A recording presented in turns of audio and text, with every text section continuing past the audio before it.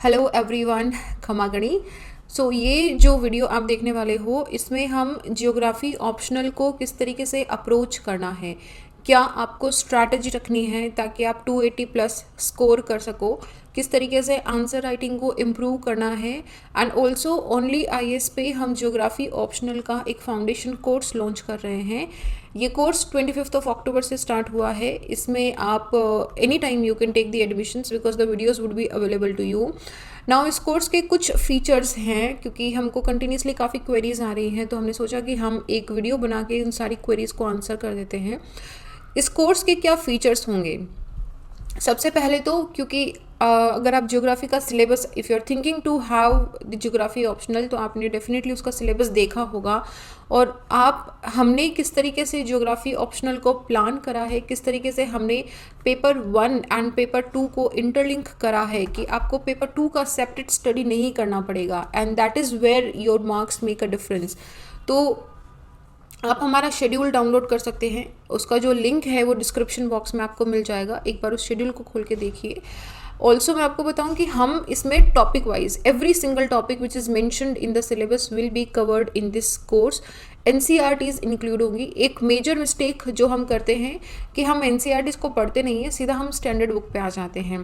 But NCERTs are actually very very important books, क्योंकि वो क्या करती है कि आप अगर किसी दूसरे बैकग्राउंड से हो या आपने इनिशियल इट्स बहुत स्टार्टिंग से अगर ज्योग्राफी नहीं पढ़ा है, तो एनसीईआरटीज़ वो जो आपका गैप है ना उसको ब्रिज करती है। मतलब आपको स्लोली इट ग्रेजुअली आपको एक ज्योग्राफी की अंडरस्टैंडिंग देती है, और जो हमारे बेसिक कॉन्सेप्ट्स होते हैं उनको बहुत स्ट्रेंथन करती है।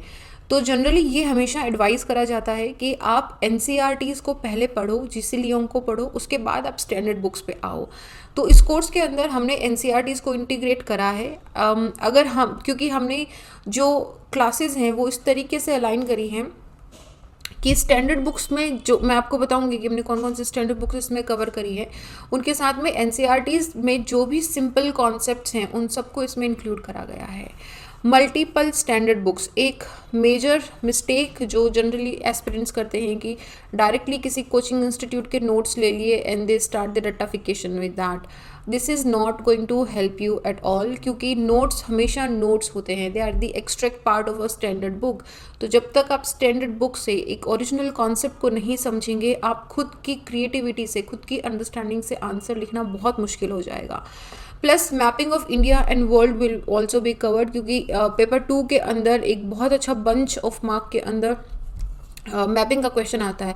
प्लस क्योंकि ज्योग्राफी एक ऐसा सब्जेक्ट है जिसमें लोकेशंस के बारे में हम बात करते हैं, तो आपको चाहे पेपर 1 हो चाहे पेपर 2 हो, आपको लोकेशंस मार्क करनी होगी, आपको जो मैप्स है वो बनाने होंगे। So I tell you in this video only कि किस तरीके से उसको कवर करा जाएगा। ये लगभग, क्योंकि इसका कोर्स काफ़ी लंबा है and we are planning it for 2022 के लिए काफ़ी हेल्पफुल होगा। तो अकॉर्डिंगली अगर आप हर दिन के 5 घंटे, 4 या 5 घंटे ज्योग्राफी ऑप्शनल को देते हो, विच आई ऑल्सो टेल यू कि किस तरीके से आप इसको स्ट्रेटेजाइज कर सकते हो, तो you can take this course. इसका कहाँ से आपको कोर्स किस तरीके से लेना है, I give you a video description also, और इसका जो लिंक है वो आपको डिस्क्रिप्शन बॉक्स में मिल जाएगा। इसके साथ ही एक मेजर चैलेंज ये रहता है कि जो हमने पढ़ा है उसको हम आंसर में कैसे लिखें। मतलब आई नो द कॉन्सेप्ट कि टेम्परेट साइक्लोन और ट्रॉपिकल साइक्लोन में डिफरेंस क्या होता है, मुझे पता है कि न्यू डिटर्मिनिज्म या स्टॉप एंड गो को मुझे किस तरीके से अप्रोच करना है, मुझे पता है कि वॉन धुनन का थ्योरी क्या है, बट मैं उसको आंसर में नहीं लिख पा रहा हूँ। एक मेजर चैलेंज ये रहता है जो इनिशियली रहेगा, लेकिन ये ना धीरे धीरे जैसे आप प्रैक्टिस करते जाओगे आंसर राइटिंग की, जैसे हम एक क्वेश्चन लेंगे और हम उस क्वेश्चन को डिस्कस करेंगे कि इसको आप ऐसे स्टेप बाय स्टेप अप्रोच कर सकते हो, तो स्लोली आपका हैबिट डेवलप हो जाएगा and you will how to do the answer writing practice, तो वो भी होगा। तो ये कुछ फीचर्स हैं ज्योग्राफी ऑप्शनल के। इसमें हम मॉक पेपर, प्रीवियस ईयर के क्वेश्चन पेपर जो हैं वो बहुत इंपॉर्टेंट होते हैं, तो we will definitely be discussing the previous year question paper. Plus हम इसमें जब थोड़ा सा आप कॉन्फिडेंट हो जाएंगे अपने ऑप्शनल में, तब हम इसमें मॉक टेस्ट भी चलाएंगे। बाकी जो प्रीवियस ईयर क्वेश्चंस हैं उनसे प्रैक्टिस डेफिनेटली इसके अंदर करी जाएगी। तो थोड़ा सा I want to tell you कि how you should approach this course. देखो, इस कोर्स के अंदर क्योंकि every single topic mentioned in the syllabus will be covered, और इसमें पेपर 1 और पेपर 2 का इंटीग्रेशन करा गया है, और मार्क्स 280 प्लस मार्क्स अगर हमें चाहिए तो ये बहुत इंपॉर्टेंट होता है कि जब पेपर 1 का एक क्वेश्चन पूछा गया है तो इसमें मैं पेपर 2 का पेपर 2 का अगर क्वेश्चन पूछा गया है तो उसमें पेपर 1 का मैं कॉन्सेप्ट लेके आऊँ। ह्यूमन ज्योग्राफी में फिजिकल ज्योग्राफी का कॉन्सेप्ट लेके आऊँ, फिजिकल ज्योग्राफी के अंदर ह्यूमन ज्योग्राफी का कॉन्सेप्ट लेके आओ, ये बहुत इंपॉर्टेंट होता है। तो इस कोर्स को हमने इसी तरीके से डिज़ाइन करा है, जैसे आप देखोगे कोर्स को, आप उसका शेड्यूल डाउनलोड करके देखना। जब हम जियोमॉर्फोलॉजी पढ़ रहे हैं तो उसी के साथ में हम इंडिया की फिजिकल सेटिंग पढ़ रहे हैं। इंडिया में फिजिकल सेटिंग में आप देखोगे कि हिमालय का ओरिजिन कैसे था वो देखेंगे। फिर जब हम क्लाइमेटोलॉजी करेंगे तो हम उसके साथ ही इंडियन मॉनसून करेंगे, ड्रेनेज करेंगे हम उसके साथ ही, और उसके साथ ही हम वेस्टर्न डिस्टर्बेंसेस को, ट्रॉपिकल साइक्लोन को कवर करेंगे। सिमिलरली जब हम पॉपुलेशन पढ़ेंगे, population paper 1 part 2 population and settlement theory जब हम करेंगे तो इसी पॉपुलेशन के साथ ही में हम इंडिया की पॉपुलेशन के बारे में बात करेंगे। जब हम सेटलमेंट की बात करेंगे तो उसके साथ में हम इंडिया के सेटलमेंट की बात करेंगे। इकोनॉमिक ज्योग्राफी के अंदर जब हम एग्रीकल्चर की बात करेंगे तो उसमें हम इंडिया का एग्रीकल्चर भी कवर अप करेंगे। आई मीन टू से कि this is an integrated approach. ऐसा नहीं है कि पेपर 1 बिल्कुल अलग क्लासेस होगी, पेपर 2 बिल्कुल अलग क्लासेस होगी। क्या जो कॉन्सेप्ट चल रहा है उसी कॉन्सेप्ट में पेपर 1 की तैयारी करी जाएगी। This is point number 1। Point number 2 हमारा एक मेजर आता है कि नोट्स बनाए या नहीं बनाए। देखो जनरली जैसे मैंने आपको बोला कि आप क्या करोगे कि किसी कोचिंग मटेरियल के नोट्स ले लिए और उन नोट्स को आपने रिफर करना स्टार्ट कर दिया। If you are doing this, please please please stop doing that, do not do that, make your own notes. अगर आप किसी कोचिंग के रिफ़र भी करते हो तो उनके साथ में स्टैंडर्ड बुक्स को रिफ़र करो। It is very important. I tell you which standard books. Now ये नोट्स कैसे बनाने हैं इस कोर्स के साथ क्या होगा कि इसमें क्योंकि we are including multiple standard books, ठीक है, तो आप इसमें नोट्स कैसे अप्रोच करोगे। जैसे मैं क्यों बोल रही हूँ आपको कि आप ऑनलाइन क्लासेस में नोट्स बनाओ, क्योंकि ऑनलाइन क्लासेस में कॉन्सेंट्रेट करना बहुत कॉम्प्लिकेटेड टास्क हो जाता है, ठीक है, क्योंकि कहीं ना कहीं ध्यान भटक जाता है। कभी हम लंदन, पेरिस, न्यूयॉर्क चले जाते हैं। So to keep our attention at the classes what we need कि हमारा हाथ चलता रहे, हमारा हैंड माइंड कोऑर्डिनेशन होना चाहिए। हैंड माइंड कोऑर्डिनेशन कब होगा, जब आप सुन रहे हो, your mind is coordinating and your hand is writing. So continuously जब आप जो सुनोगे, लिखोगे, जो देखोगे, लिखोगे, तो उस कोऑर्डिनेशन में आपका अटेंशन ब्रेक नहीं होगा। और कहीं पे भी अगर आपने वो नहीं लिखा, वो नहीं नोट करा, देन यू विल नो कि अच्छा यहाँ पे मेरा अटेंशन ब्रेक हो गया था, ये मुझे वापस देखना है। And it will help you in revising also.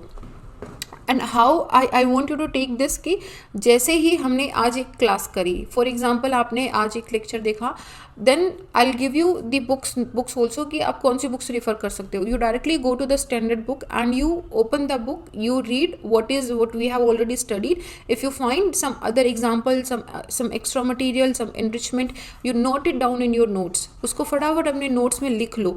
तो उससे क्या होगा कि एक तो आपका इंस्टेंट रिवीजन हो गया है, आपने अभी पढ़ा था, अभी फटाफट से रिवाइज कर लिया, तो उस कॉन्सेप्ट में तो कोई दिक्कत ही नहीं है। प्लस उसी वक्त पे अगर उसी किसी टॉपिक से प्रीवियस ईयर का कोई क्वेश्चन पूछा गया है, then do attempt that question also. इससे आपकी कितनी, मतलब ये देखो कि आप कितने स्टेप्स में आपकी तैयारी हो रही है, ठीक है। सो 1 is make your own notes. If you have any difficulty कि कैसे नोट्स बनाने हैं, कैसे अप्रोच करना है, कैसे उसमें डायग्राम्स को इंक्लूड करना है, मैप हो गया, डायग्राम हो गया, केस स्टडीज़ हो गया, एग्जाम्पल्स हो गए, these are very very important aspects of the note. I tell you कि कैसे इनको अप्रोच करना है। तो एक तो नोट मेकिंग हो गया। दूसरा, स्टैंडर्ड बुक्स कौन कौन सी पढ़नी है। देखो NCERT and GC Leong. NCERTs मैंने आपको बताया कि जो गैप है उसको ब्रिज करती है। सेकेंड, जीसी लियोंग बहुत सिंपल बुक है, एक बार एनसीईआरटी कर लोगे तो जीसी लियोंग में बिल्कुल प्रॉब्लम नहीं होती है। जीसी लियोंग के जो डायग्राम्स हैं those are very very good. इसके साथ ही इसमें बायोम का एक पोर्शन है which is also very good, तो आप उसको देख सकते हो, ठीक है। एटलीस्ट फॉर डायग्राम्स आप जीसी लियोंग को रिफ़र कर सकते हो। देन एक मेजर पोर्शन हमारा geomorphology, climatology, oceanography, environment geography जो है, और बायो जियोग्राफी ऑल्सो, ये हमारी कवरअप होती है सविंद्र सिंह की। अब आप इन बुक्स को देखोगे, these are very very big thick books. क्या इनको सारा पढ़ना है? नहीं पढ़ना, बिल्कुल भी नहीं पढ़ना है, क्योंकि सारी इतनी बड़ी बुक जो है वो आपके एक टॉपिक यूपीएससी के लिए नहीं है। आपको बस ये ध्यान रखना है कि यूपीएससी के टॉपिक में जो सिलेबस में जो टॉपिक दिया गया है वो टॉपिक छूटना नहीं चाहिए। और ये कैसे पता चलेगा कि इस टॉपिक में कितना कवर करना है, उसकी हेल्प लोगे आप प्रीवियस ईयर क्वेश्चन की। प्रीवियस ईयर क्वेश्चन देखो एंड सी कि कितना पूछा गया है। माउंटेन बिल्डिंग थ्योरीज के अंदर कौन कौन सी थ्योरीज पूछी गई है, ऐसे देखो यूपीएससी एक दो क्वेश्चन हमेशा out of the box throw करेगा, तो उसके लिए आप इतनी बड़ी बुक नहीं पढ़ सकते हो। कॉस्ट बेनिफिट रेशियो देख के हमको स्टडी करना है। This is what smart studies do. Similarly climatology, oceanography and environment geography के अंदर भी हमारा टॉपिक क्या है, बुक में कितना दिया हुआ है, हमको कितना ज़रूरत है, बस उतना ही पढ़ना है, पूरी बुक नहीं पढ़नी है, ठीक है, सेलेक्टिव स्टडी करना है। इसके अलावा रूपा मेड सिंपल की, ये मैंने मेफ कर दिया इसको, this is made simple. Rupa made simple की 2 बुक्स आती है फिजिकल एंड इकोनॉमिक ज्योग्राफी की। These are 2 very very very amazing books, ठीक है। I don't know how come many aspirants do not refer to these books. These are one of the best books geography के लिए। इतना simple and interesting way के अंदर concept दिया हुआ है, पढ़ने में इसमें डायग्राम नहीं है ज़्यादा, ठीक है। It does not have as much diagram as the Strahler and the Bunnett have, लेकिन इसके जो कॉन्सेप्ट्स हैं बहुत खूबसूरती से दिए हुए हैं, and we are covering these books in to our course also.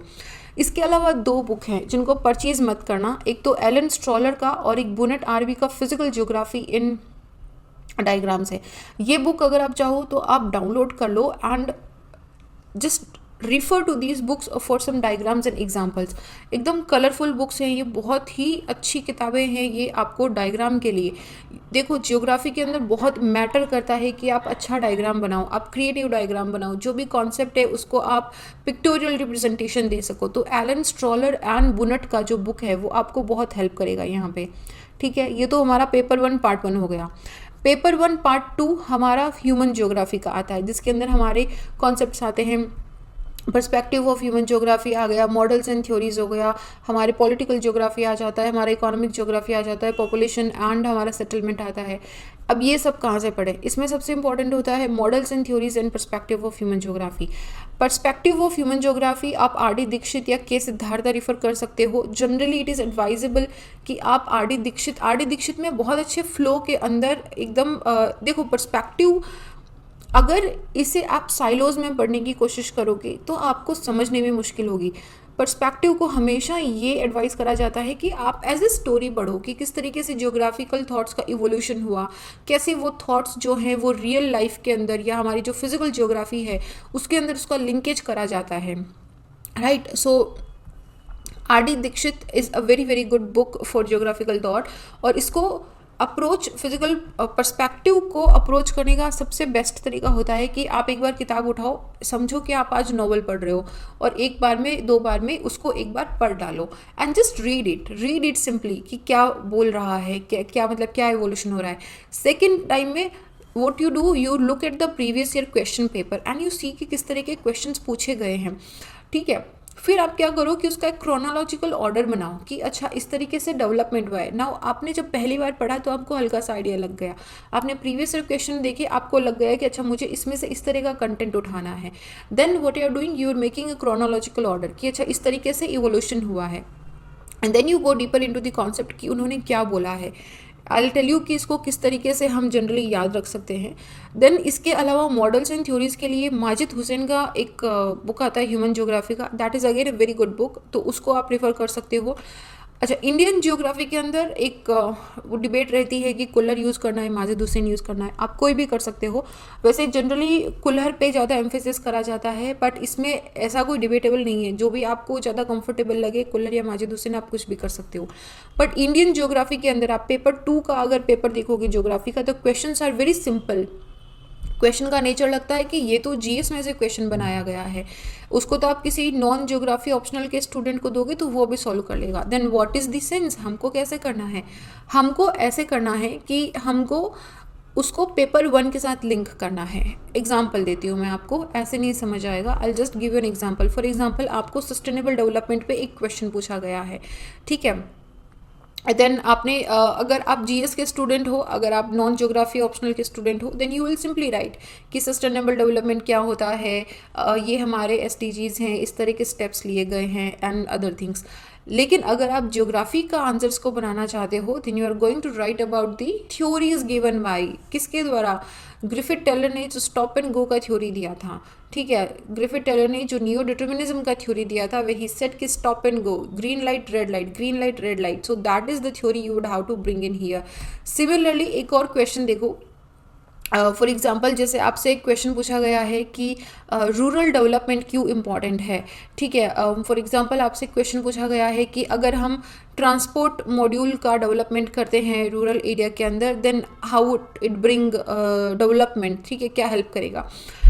For example किसी भी ग्राम सड़क योजना का हम एग्जांपल ले सकते हैं। ना what you would have to do, अगर आप जीएस के हो तो आप क्या लिखोगे, जो भी योजना है हम उसके फीचर्स लिख देंगे और हम लिख देंगे कि अच्छा ये चैलेंजेस है इसके अंदर।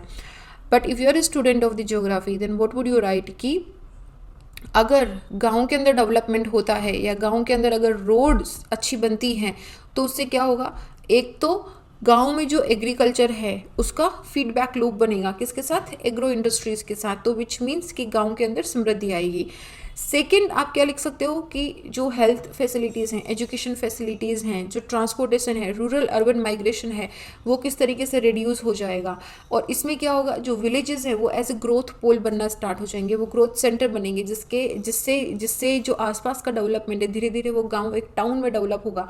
इस तरीके से यू कैन सी कि कैसे डेवलपमेंट हो रहा है, ठीक है। इस तरह के क्वेश्चन हमको ऐसे पेपर 1 इन पेपर 2 को लिंक करना है।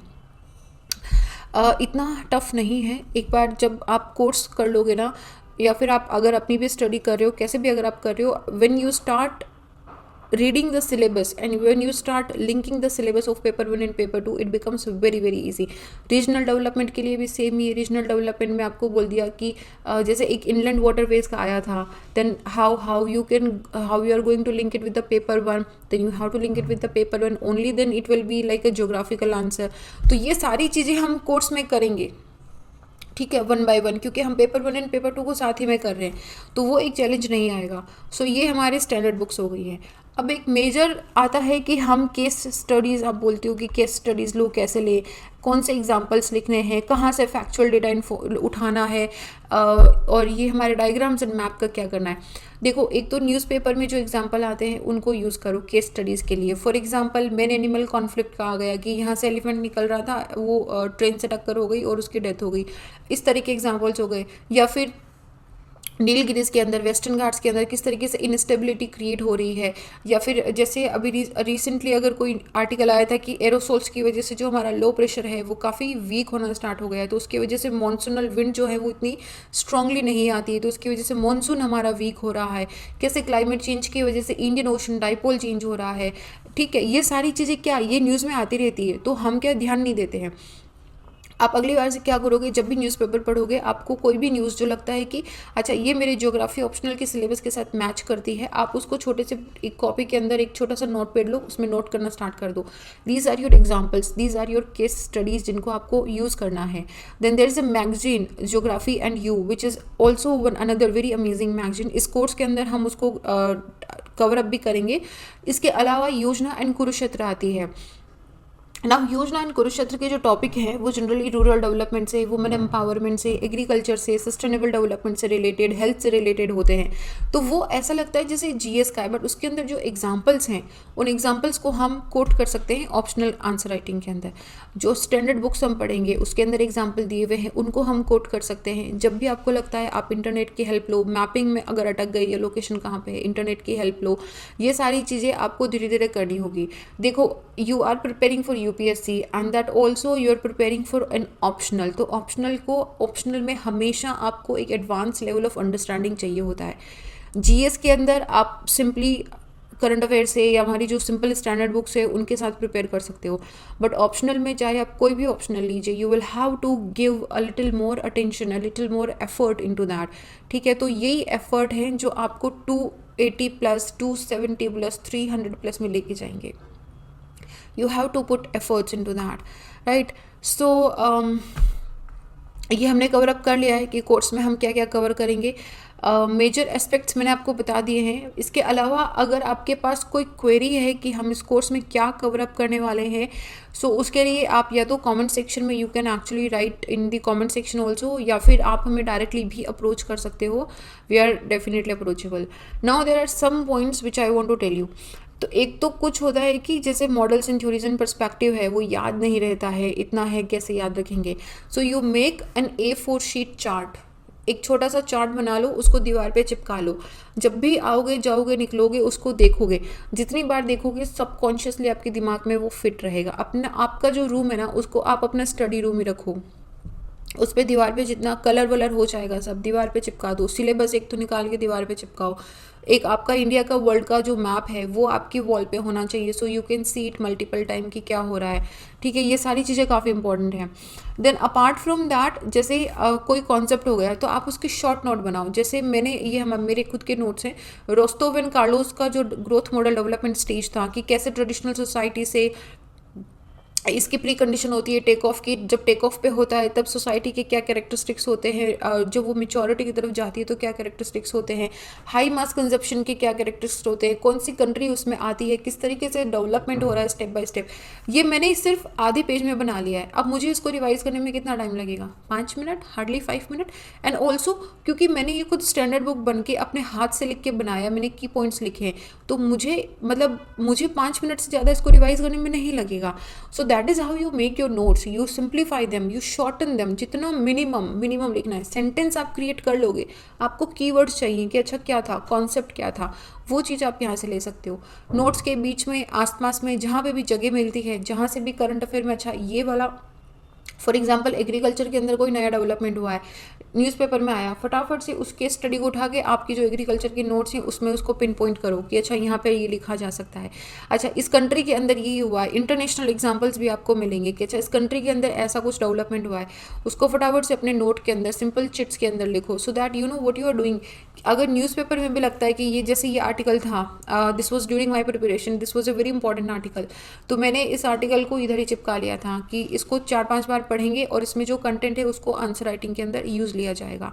सो that is how you approach geography optional, की कैसे मुझे उसको अप्रोच करना है। 2-3 questions I want to discuss it with you to let you know कि हम इस कोर्स में कैसे अप्रोच करेंगे, और इन जनरल भी आपको ज्योग्राफी ऑप्शनल के जो क्वेश्चंस हैं उनको कैसे अप्रोच करना चाहिए।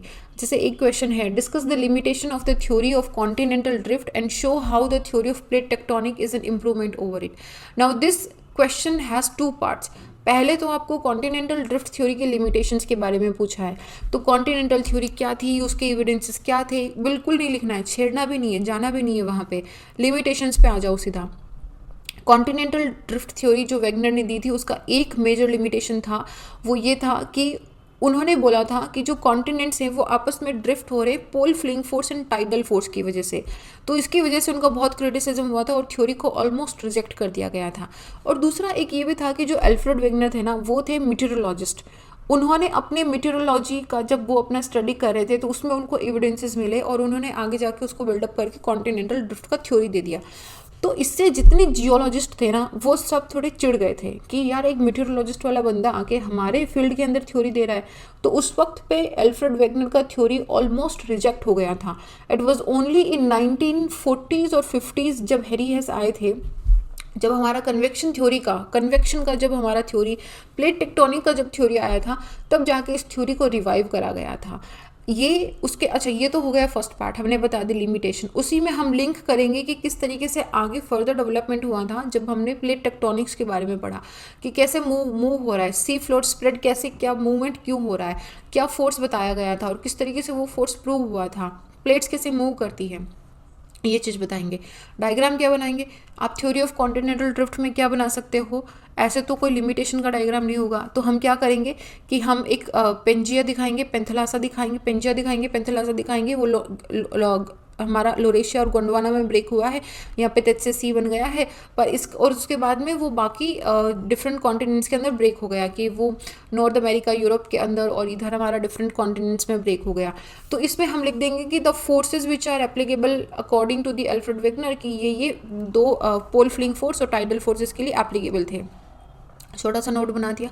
प्लेट टेक्टोनिक के अंदर क्या करेंगे कि जो अगर आप बना सकते हो, which would be amazing if you can make it, कि जो टेक्टोनिक प्लेट्स हैं हमारी, major and minor plates, minor भूल भी जाओ तो भी मेजर प्लेट्स का एक डायग्राम, वर्ल्ड मैप फटाफट से बना दो, उसमें दिखा दो कि कैसे divergence, convergence and transform boundaries बन रही है और कैसे कन्वेक्शन से वो जो प्लेट्स है वो एक दूसरे से दूर या पास जा रही है, and your answer is done done done. ठीक है, this is one part. Another question is how are ocean waves formed, distinguish between a wave of oscillation and a wave of translation. All right, ocean waves क्या होती हैं आप पढ़ लोगे, NCERT में है ये, ठीक है, स्टैंडर्ड बुक्स में भी मिल जाएगा। Wave of oscillation and wave of translation advance stage के अंदर आता है, एज सच एडवांस नहीं है। अगर ये क्वेश्चन आपने मान लो आपको बस इतना पता है कि ओशन वेव्स कैसे फॉर्म होती है और आपको नहीं पता कि wave of oscillation and wave of translation कैसे बनती है, आप कैसे अटेम्प्ट करोगे? Postmortem the words, wave of oscillation. Oscillation क्या होता है? जैसे घड़ी का पेंडुलम है, ऑक्सीलेट करता है ना, एक ही जगह पे मूवमेंट हो रहा है, that is oscillation.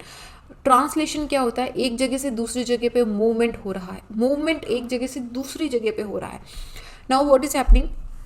Ocean waves क्या होती है? जब हवा ओशन सरफेस को हिट करती है तो ये एक अपनी एनर्जी ट्रांसफर करती है और इस तरीके से crust and throw and crust and throw बनता है, तो एक वेवी स्ट्रक्चर बनता है, ऐसे ओशन वेव्स बनती हैं। लेकिन ओशन वेव में ये चीज़ एनसीईआरटी में भी लिखी हुई है कि ओशन वेव के अंदर वाटर जो है वो ट्रांसपोर्ट नहीं होता है, एनर्जी ट्रांसपोर्ट होती है। पानी यहीं पे सर्कुलेट होगा, ये इसको ऊपर पुश करेगा फिर नीचे जाएगा, ऊपर पुश करेगा नीचे जाएगा, इस तरीके से ये थोड़ा सा डेप्थ में होता है। जितना डेप्थ में जाते जाएंगे ये वाटर सर्कुलेशन कम होता जाएगा, ये है वेव ऑफ ऑक्सीलेशन। वेरेज जो एनर्जी है वो इस ऑक्सीलेशन की वजह से एक क्रस्ट से दूसरे क्रस्ट की तरफ ट्रांसफॉर्म होती है, ये होती है मेरी वेव ऑफ ट्रांसलेशन। ठीक है, सिंपल है, जब एक बार समझोगे आ जाएगा। तो इसमें सिंपल डायग्राम बनाना था, सिंपल इसको एक्सप्लेन करना था। एक ये पर्सपेक्टिव से क्वेश्चन आया था, Ellen Churchill Semple is an ardent supporter of the determinism, explain करो। अब ऐसे तो आप लिख दोगे कि सैंपल जो है उसने डार्विन के कॉन्सेप्ट को आगे बढ़ाया था और बोला था कि डिटर्मिनिज्म है कि man is a dust of the nature, और ऐसे करके आप लिख दोगे। लेकिन बेस्ट क्या रहेगा, आप एग्जाम्पल दो कि कैसे डिफरेंट क्लाइमेट के अंदर डिफरेंट अडेप्शंस होते हैं, क्योंकि नेचर जो है वो ओवर पावर करता है। ठीक है, एरिड एरिया के अंदर, डेजर्ट एरिया के अंदर, टुड्रा एरिया के अंदर किस तरीके से डिटर्मिनिज्म के कॉन्सेप्ट्स को आप सपोर्ट कर सकते हो, तो वहाँ से आपको एग्जांपल लेना है। इसका एग्जांपल बुक में अवेलेबल है। This is not a tough question at all, this is one of the simplest questions in the perspective of human geography. ठीक है, so well this is it. एक मुझे आपको एक मेजर ओवरव्यू देना था कि हम कोर्स में क्या कर रहे हैं, या इन जनरल आप ज्योग्राफी ऑप्शनल को कैसे अप्रोच कर सकते हो। ऑप्शनल बिल्कुल टफ नहीं है, बिल्कुल टफ नहीं है। आपको बस खुली दिमाग से अपने आसपास देखते हुए ज्योग्राफी को अपने आसपास की लाइफ से लिंक करना है, and then you see that geography is one of the most interesting subject and it is actually scoring also. There is a myth कि ज्योग्राफी में स्कोर नहीं आते हैं। Look at this year's result and you tell me कि क्या वाकई में नहीं आते हैं। बहुत अच्छी रैंक्स आई है ज्योग्राफी ऑप्शनल के साथ में इस बार। सो इट इज़ जस्ट कि आप अप्रोच कैसे करते हो, और ये आपको हर ऑप्शनल के साथ करना होगा। आपको थोड़ा खुद का क्रिएटिविटी, एफर्ट एंड हार्डवर्क लेके आना पड़ेगा। ठीक है, और ये सारी चीज़ें आती है जब आप हर दिन प्रिपरेशन करते हो। ऐसे नहीं है कि 2 दिन प्रिपरेशन करी 4 दिन छुट्टी मार ली, फिर ऐसे यूपीएससी का प्रिपरेशन नहीं होता है। You have to be very consistent. करना है तो करना है, चाहे किसी की शादी हो, चाहे मुझे ट्रिप पे जाना हो, या चाहे कुछ भी हो गया हो, until unless you are so sick और समथिंग हैज़ हैपन कि आप बिल्कुल पढ़ाई नहीं कर पा रहे हो, you have to be consistent. अगर आप हर दिन 8 घंटे पढ़ते हो तो जिस दिन आप सुपर बिजी हो उस दिन आप कोशिश करो कि मैं 4-5 घंटे तो पढ़ूंगा ही पढ़ूंगा। 2 घंटे इधर, 2 घंटे इधर, 1 घंटा इधर, and trust me, no matter how busy you are, you can always find out 4 और 5 आवर्स। जो फ़ोन पे टाइम वेस्ट करते हैं, जो डे ड्रीमिंग करते हैं, वो सब बंद करके, क्योंकि यूपीएससी में पीपल से कि you have to make sacrifices. I say it is not the sacrifices, it is the priorities you take. अभी हाल फिलहाल आपकी प्रायोरिटी पढ़ना है, आपका प्रायोरिटी नेटफ्लिक्स एंड चिल करना नहीं है। ठीक है, so you take up your priorities.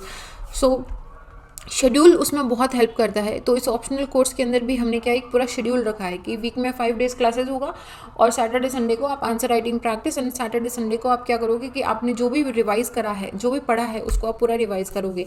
सो आपका एक शेड्यूल बना रहता है, सो that you do not miss out on how like आपका शेड्यूल किस तरीके से है। So, well, this is it from our side. If you have any questions, please drop them in the comment section. You can directly approach us. So, before I say bye-bye, I'll just show you कि आप कैसे इस course को ले सकते हो. You will have to go to videos.onlyis.in. Then here you will find, मतलब इसका जो लिंक है वो आपको डिस्क्रिप्शन बॉक्स में भी दे देंगे। यहाँ पे आप जब कोर्स पे क्लिक करेंगे, you can see actually there are trial lectures also. You can see these lectures and you can purchase this course. So, If you have any questions, please feel free to put them up. We are here to take your questions. So well, this is it. You take it, you don't take it, that is your personal choice. But what I'm trying to say is ki you please stay consistent. Do not take it lightly, do not take any subject lightly, do not take UPSC lightly. Consistent रहो और इसको timely revise करते रहो और just trust the process. It will happen one day. Okay, just have believe in yourself and it will definitely happen one day. So with that note, I'll leave you and I'll see you in some other video. Bye bye.